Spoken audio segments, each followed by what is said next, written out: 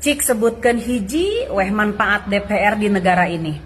Kuring mah sebagai rakyat leutiknya can karasa naon manfaatna DPR di negara ieu. Can aya mataknya emut kapungkur saur almarhum Gus Dur, bubarkan DPR. DPR itu seperti taman kanak-kanak, da dipikir-pikir mah nya atuh. Cik naon coba manfaatna DPR? Teu aya.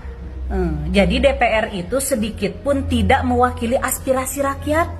Kalah we ayeuna gajihna ditaek-taekeun coba kahitungna teh berarti sehari teh 3 juta, sabulan nyampe 100 juta. Heg. Teu gede kumaha eta coba gajihna, ari manfaatna teu karasa. Matak da alusna mah dibubarkeun kitu. Naon sababna? Rakyat Indonesia mah da geus mandiri.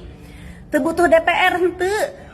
Ayeuna yeuh nya contona rek 17 Agustusan. Rakyat mah harideng sorangan, arudunan, perkaka teh sabaraha ewang, dikumpulkeun di KRT-an, diolahkeun ku Karang Taruna, jadilah ajang memeriahkan 17 Agustus. Beda jeung anggota DPR. Anggota DPR mah yeuhnya erek memeriahkan kemerdekaan Indonesia wae oge pake anggaran negara. Matak cik kira-kira naon manfaat anggota DPR? Can karasa sedikit pun tidak mewakili aspirasi rakyat henteu.